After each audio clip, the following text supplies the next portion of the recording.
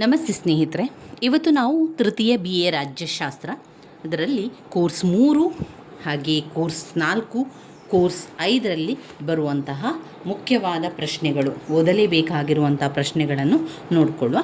ಓದಲೇಬೇಕಾಗಿರುವಂಥ ಪ್ರಶ್ನೆಗಳು ಅಂದರೆ ಏನು ಅಂತ ತುಂಬ ಜನರ ಪ್ರಶ್ನೆ ಇರ್ಬೋದು. ಅಂದರೆ ಇಲ್ಲಿ ನಾನು ನಿಮಗೆ ಹಳೆಯ ಪ್ರಶ್ನೆ ಪತ್ರಿಕೆಯಲ್ಲಿ ಬಂದಿರುವಂತಹ ರಿಪೀಟಾಗಿ ಪದೇ ಪದೇ ಬಂದಿರುವಂತಹ ಪ್ರಶ್ನೆಗಳನ್ನು ಆಯ್ಕೆ ಮಾಡಿ ನಾನು ಈ ರೀತಿ ಗುರುತನ್ನು ಹಾಕ್ಕೊಂಡಿರುವಂಥದ್ದು. ಇದೇ ರೀತಿ ಓದಬೇಕು ಅಂತ ಯಾವುದೇ ನಿಯಮ ಇಲ್ಲ. ನಾನು ಸುಲಭವಾಗುವಂತಹ ದೃಷ್ಟಿಯನ್ನು ನೋಡಿಕೊಂಡು ಈ ರೀತಿ ಓದ್ಕೊಂಡಿರುವಂಥದ್ದು. ನಾನು ಯಾವ ರೀತಿ ಓದ್ಕೊಂಡಿದ್ದೇನೆ ಅದೇ ರೀತಿಯಲ್ಲಿ ನಿಮಗೆ ನಾನು ತಿಳಿಸ್ತಾ ಇರುವಂಥದ್ದು. ನಿಮಗೆ ಈ ರೀತಿಯಾಗಿ ಓದ್ಕೊಳ್ಬೋದು, ಈ ರೀತಿಯಾಗಿ ಸುಲಭ ಅಂತ ಅನಿಸ್ತದೆ ಅಂತಾದರೆ ಖಂಡಿತವಾಗಿಯೂ ಈ ರೀತಿಯಾಗಿ ಓದ್ಕೊಳ್ಳಿ. ಒಂದು ವೇಳೆ ಇಲ್ಲ, ನನಗೆ ಈ ರೀತಿ ಓದ್ಕೊಳ್ಳಿಕ್ಕೆ ಇಷ್ಟ ಇಲ್ಲ, ನಾನು ನೇರವಾಗಿ ಎಲ್ಲವನ್ನು ಕೂಡ ಓದ್ಕೊಳ್ತೇನೆ ಅಂತದ್ದವರು ಅದೇ ರೀತಿಯಲ್ಲಿ ಓದ್ಕೊಳ್ಳಿ. ಕೇವಲ ಪ್ರಶ್ನೆ ಪತ್ರಿಕೆಯನ್ನು ಮಾತ್ರ, ಹಳೆಯ ಪ್ರಶ್ನೆ ಪತ್ರಿಕೆಯನ್ನು ಮಾತ್ರ ನೋಡಿಕೊಂಡ್ರೆ ಸಾಕಾ ಅಂತ ತುಂಬ ಜನರ ಪ್ರಶ್ನೆ ಇತ್ತು. ಇಲ್ಲ, ಖಂಡಿತ ಸಾಕಾಗೋದಿಲ್ಲ. ಹಳೆಯ ಪ್ರಶ್ನೆ ಪತ್ರಿಕೆಗಳನ್ನು ಮಾತ್ರ ನೋಡಿಕೊಳ್ಳೋದ್ರಿಂದ ಎಲ್ಲ ಓದಿ ಆಗೋದಿಲ್ಲ, ಹಾಗೆಯೇ ಎಲ್ಲ ಪ್ರಶ್ನೆಗೂ ಕೂಡ ಉತ್ತರಗಳನ್ನು ಕಲಿತು ಕೂಡ ಆಗೋದಿಲ್ಲ. ಯಾಕೆ ನಾನು ಹಳೆಯ ಪ್ರಶ್ನೆ ಪತ್ರಿಕೆಗಳನ್ನು ನೋಡಿಕೊಳ್ಬೇಕು ಅಂತ ಹೇಳ್ತಾ ಇದ್ದೇನೆ ಅಂದರೆ, ಯಾರಿಗೆಲ್ಲ ಓದ್ಕೊಳ್ಳಿಕ್ಕೇ ಸಮಯ ಇಲ್ಲ, ಸ್ವಲ್ಪನೂ ಸಮಯ ಇಲ್ಲದಂತಹ ಸಂದರ್ಭದಲ್ಲಿ ಹಳೆಯ ಪ್ರಶ್ನೆ ಪತ್ರಿಕೆಗಳನ್ನು ನೋಡಿಕೊಳ್ಳೋದ್ರಿಂದ ಅದರಲ್ಲಿ ರಿಪೀಟ್ ಆಗಿರುವಂತಹ ಪ್ರಶ್ನೆಗಳನ್ನಾದರೂ ಕಲಿತುಕೊಳ್ಳಿ, ಅಷ್ಟನ್ನು ಬರೆದಾದರೂ ನಾವು ಪಾಸ್ ಅಂಕಗಳನ್ನು ಪಡಿಬಹುದು ಎನ್ನುವ ಕಾರಣದಿಂದಾಗಿ ನಾನು ಮೊದಲಿಗೆ ನಿಮಗೆ ಹಳೆಯ ಪ್ರಶ್ನೆ ಪತ್ರಿಕೆಗಳನ್ನು ನೋಡಿಕೊಳ್ಳಿ ಅಂತ ಹೇಳುವಂಥದ್ದು. ನೀವು ಹಳೆಯ ಪ್ರಶ್ನೆ ಪತ್ರಿಕೆಗಳನ್ನು ನೋಡಿಕೊಂಡ್ರೆ ಅದರಲ್ಲಿ ರಿಪೀಟ್ ಆಗಿರುವಂತಹ ಪ್ರಶ್ನೆಗಳನ್ನು ಆಯ್ಕೆ ಮಾಡಿಕೊಂಡು ಓದುವುದರಿಂದ ನಿಮಗೇನಾಗ್ತದೆ ಅಂದರೆ, ಓದಿದ್ದೇನೆ ಎನ್ನುವಂಥ ಸ್ವಲ್ಪ ಧೈರ್ಯ ಆದರೂ ಕೂಡ ಬರ್ತದೆ ಪರೀಕ್ಷೆಗೆ ಬರೀಲಿಕ್ಕೆ.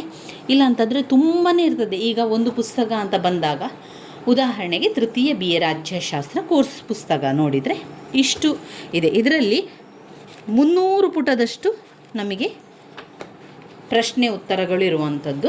ಎಲ್ಲ ಕೂಡ ಓದ್ಕೊಳ್ಳಿಕ್ಕೆ ಆಗೋದಿಲ್ಲ. ನಾವು ಬೆಳಗಿನ ಸಮಯದಲ್ಲಿ ಕೆಲಸಕ್ಕೆ ಹೋಗ್ಲಿಕ್ಕೆ ಇರ್ತದೆ, ಸಂಜೆ ಮನೆ ಕೆಲಸಗಳಿರ್ತದೆ, ಅದನ್ನೆಲ್ಲ ಜೊತೆಗೆ ಇಟ್ಕೊಂಡು ನೋಡಿದರೆ ಸ್ವಲ್ಪ ಸಮಯ ಸಿಕ್ಕಾಗ ಓದ್ಕೊಳ್ಬೇಕು. ಅದಕ್ಕೆ ನಾನು ಹೇಳುವಂಥದ್ದು, ಈ ಪರೀಕ್ಷೆಗೆ ಇರುವಂಥ ಸಮಯವನ್ನು ನೋಡಿಕೊಂಡು ಪರೀಕ್ಷೆಗೆ ಆಗುವಾಗ ಓದ್ಕೊಂಡ್ರೆ ಎಲ್ಲ ಓದ್ಕೊಳ್ಳಿಕ್ಕೆ ಆಗೋದಿಲ್ಲ. ಅದರಿಂದ ಮೊದಲೇ ನಾವು ಎಲ್ಲದಕ್ಕೂ ಕೂಡ ತಯಾರಿಯನ್ನು ಮಾಡಿಕೊಳ್ಬೇಕು. ಪಾಯಿಂಟ್ಸನ್ನು ಬರ್ಕೊಳ್ಳಿ. ಪ್ರತಿಯೊಂದು ಪ್ರಶ್ನೆಯನ್ನು ಬರೆದು ಅದರ ಪಾಯಿಂಟ್ಸ್ಗಳನ್ನು ಬರೆದು ಆ ಪಾಯಿಂಟ್ಸ್ಗಳನ್ನು ನೀವು ಸರಿಯಾಗಿ ಕಲಿತ್ಕೊಳ್ಳಿ.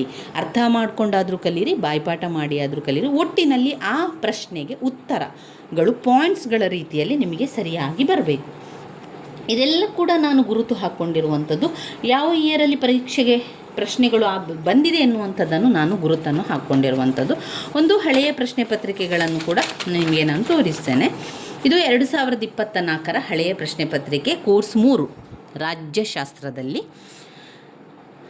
ಇದರಲ್ಲಿ 5 ಅಂಕದ ಪ್ರಶ್ನೆ ಯಾವುದು ಬಂದಿದೆ? ರಾಜ್ಯ ನೀತಿಯ ನಿರ್ದೇಶನ ತತ್ವ. ನೋಡಿ, ಈ ಪ್ರಶ್ನೆಗಳೆಲ್ಲ ವೆರಿ ಇಂಪಾರ್ಟೆಂಟ್ ಆಗಿರುವಂತಹ ಪ್ರಶ್ನೆ. ಅದನ್ನು ಅವರು 5 ಅಂಕಕ್ಕೂ ಕೂಡ ಕೇಳ್ತಾರೆ, 10 ಅಂಕಕ್ಕೂ ಕೂಡ ಕೇಳ್ತಾರೆ. ಕೆಲವೊಂದು ಪ್ರಶ್ನೆ ಪತ್ರಿಕೆಯಲ್ಲಿ ಅದು 15 ಅಂಕಕ್ಕೆ ಬಂದ ಉದಾಹರಣೆ ಕೂಡ ಇದೆ. ಯಾವುದು? ರಾಜ್ಯ ನೀತಿಯ ನಿರ್ದೇಶಕ ತತ್ವಗಳು.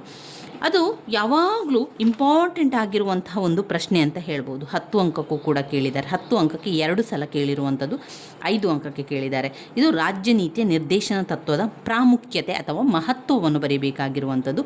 ಅದರ ಜೊತೆಗೆ ಮೂಲಭೂತ ಹಕ್ಕುಗಳು ರಾಜ್ಯ ನೀತಿ ನಿರ್ದೇಶನ ತತ್ವಗಳಿಗಿರುವ ಸಂಬಂಧವನ್ನು ಕೂಡ ಕೇಳಿದ್ದಾರೆ.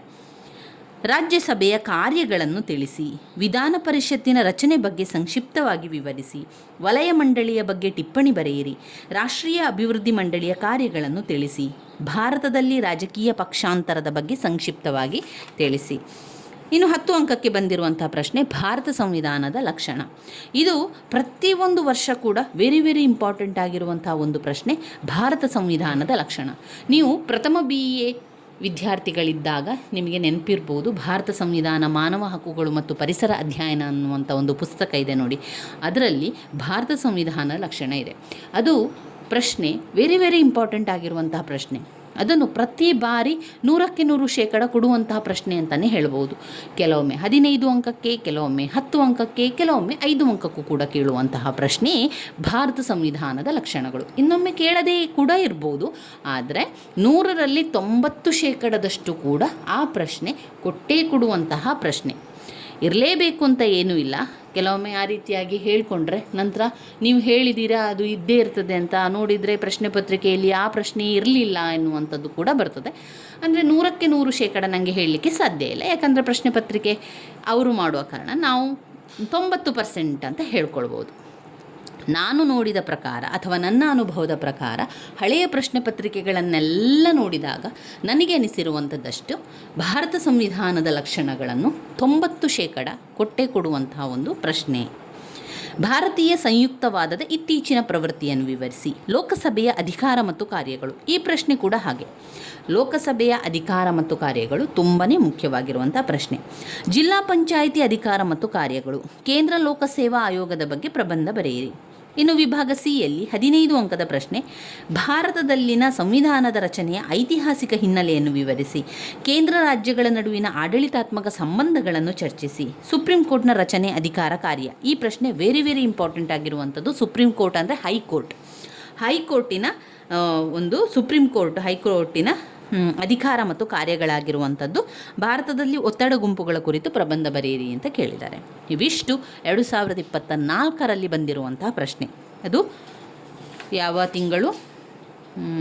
ಇದು ಅಕ್ಟೋಬರ್-ನವಂಬರ್ನಲ್ಲಿ ಆಗಿರುವಂತಹ ಪರೀಕ್ಷೆಯ ಪ್ರಶ್ನೆ ಪತ್ರಿಕೆ ಆಗಿರುವಂಥದ್ದು.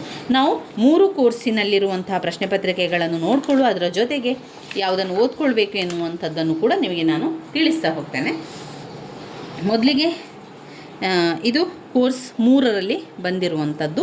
ಇದರಲ್ಲಿ 3 ಪುಸ್ತಕಗಳಿರುವಂಥದ್ದು. ತೃತೀಯ BA ರಾಜ್ಯಶಾಸ್ತ್ರದಲ್ಲಿ ಕೋರ್ಸ್ 3, ಕೋರ್ಸ್ 4, ಕೋರ್ಸ್ 5. ಈಗಾಗಲೇ ಪ್ರಥಮ BA ವಿದ್ಯಾರ್ಥಿಗಳಿಗೆ, ದ್ವಿತೀಯ BA ವಿದ್ಯಾರ್ಥಿಗಳಿಗೆ ಎಲ್ಲ ವಿಷಯಗಳನ್ನು ಒಂದೇ ವಿಡಿಯೋದಲ್ಲಿ ಬರುವಂತೆ ಯಾವುದು ಓದ್ಕೊಳ್ಬೇಕು, ಮುಖ್ಯವಾದ ಪ್ರಶ್ನೆ ಯಾವುದು ಅಂತ ತಿಳಿಸ್ತಾ ಹೋಗಿದ್ದೇನೆ. ಈಗ ತೃತೀಯ BA ವಿದ್ಯಾರ್ಥಿಗಳಿಗೆ ತಿಳಿಸುವಂಥದ್ದು. ಈಗಾಗಲೇ ನಾವು ಇತಿಹಾಸದ ಬಗ್ಗೆ ತಿಳ್ಕೊಂಡಿದ್ದೇವೆ. ಈಗ ರಾಜ್ಯಶಾಸ್ತ್ರದ ಬಗ್ಗೆ ತಿಳ್ಕೊಳ್ಳುವ, ಸಮಾಜಶಾಸ್ತ್ರವನ್ನು ಕೂಡ ತಿಳಿಸ್ತಾ ಇದ್ದೇನೆ. ಅದಾದ ನಂತರ ನಾವು ಪ್ರತಿಯೊಂದು ಪಾಠವನ್ನು ನಿಧಾನದಲ್ಲಿ, ಅಂದರೆ ಅದರ ಪಾಯಿಂಟ್ಸ್ ಸಮೇತ ವಿವರಣೆಯನ್ನು ಕೂಡ ತಿಳಿತಾ ಹೋಗುವ. ಈಗ ಕೇವಲ ಪಾಯಿಂಟ್ಸ್ಗಳನ್ನಷ್ಟೇ ನೋಡ್ಕೊಳ್ತಾ ಹೋಗುವ. ಪಾಯಿಂಟ್ಸ್ಗಳನ್ನು ನೀವು ಮೊದಲಿಗೆ ನೀವೇನು ಮಾಡಬೇಕು ಅಂದರೆ, ನೀವು ಪಾಯಿಂಟ್ಸ್ ಬುಕ್ ಅಂತ ಮಾಡ್ಕೊಳ್ಳಿ. ನಿಮ್ಮಲ್ಲಿ ಟೆಕ್ಸ್ಟ್ ಬುಕ್ಗಳಿದ್ದರೆ ನೀವು ಟೆಕ್ಸ್ಟ್ ಬುಕ್ಕಲ್ಲೇ ಗುರುತನ್ನು ಹಾಕ್ಕೊಂಡು ಓದ್ಕೊಳ್ಬೋದು. ಉದಾಹರಣೆಗೆ ನೋಡಿ, ನಾನು ಇಲ್ಲಿ ಈ ರೀತಿಯಾಗಿ ಗುರುತನ್ನು ಹಾಕ್ಕೊಂಡು ಓದ್ಕೊಳ್ತಾ ಇದ್ದೆ. ಪಾಯಿಂಟ್ಸ್ ಬುಕ್ ಅಂತ ಮಾಡ್ಕೊಳ್ಳಿಲ್ಲ, ಯಾಕಂದರೆ ಟೆಕ್ಸ್ಟ್ ಬುಕ್ಕಲ್ಲೇ ನಾನು ಗುರುತನ್ನು ಹಾಕ್ಕೊಂಡು ಓದ್ಕೊಳ್ತಿದ್ದೆ. ಒಂದು ವೇಳೆ ನಿಮಗೆ ಟೆಕ್ಸ್ಟ್ ಬುಕ್ ಇಲ್ಲ, ಟೆಕ್ಸ್ಟ್ ಬುಕ್ ಸಿಗಲಿಲ್ಲ, ಅವರು ಸಾಫ್ಟ್ ಕಾಪಿ ಮಾತ್ರ ಕೊಟ್ಟಿದ್ದಾರೆ ಅಂತಾದರೆ ನಿಮಗೆ ಪಾಯಿಂಟ್ಸ್ ಬುಕ್ ವೆರಿ ಇಂಪಾರ್ಟೆಂಟ್ ಆಗಿರ್ತದೆ. ಪಾಯಿಂಟ್ಸ್ ಬುಕ್ಕನ್ನು ಮಾಡಿಕೊಂಡ್ರೆ ಓದ್ಕೊಳ್ಳಿಕ್ಕೂ ಕೂಡ ತುಂಬಾ ಅನುಕೂಲ ಆಗ್ತದೆ. ಟೆಕ್ಸ್ಟ್ ಬುಕ್ ಇದ್ದವರು ಕೂಡ ಪಾಯಿಂಟ್ಸ್ ಬುಕ್ಕನ್ನು ಮಾಡಿಕೊಂಡ್ರೆ ಓದ್ಕೊಳ್ಳಿಕ್ಕೆ ತುಂಬಾ ಅನುಕೂಲ ಆಗ್ತದೆ. ಅದು ಯಾವ ರೀತಿ ಅನುಕೂಲ ಆಗ್ತದೆ ಅಂತ ಹೇಳಿದರೆ, ನಾವು ಒಂದು ಪ್ರಶ್ನೆಯನ್ನು ಬರೀರಿ, ಸಂವಿಧಾನದ ರಚನೆ ಅಂತ ಬರೆದು ಅದರಲ್ಲಿರುವಂಥ ಪಾಯಿಂಟ್ಸ್ಗಳನ್ನು ಮಾತ್ರ ಬರೀರಿ, ವಿವರಣೆಯನ್ನು ಬರೀಬೇರಿ. ಕೇವಲ ಪಾಯಿಂಟ್ಸ್ಗಳನ್ನಷ್ಟೇ, ಈ ಪಾಯಿಂಟ್ಸ್ಗಳೇನಿದೆ ಆ ಪಾಯಿಂಟ್ಸ್ಗಳನ್ನಷ್ಟೇ ಬರೀರಿ.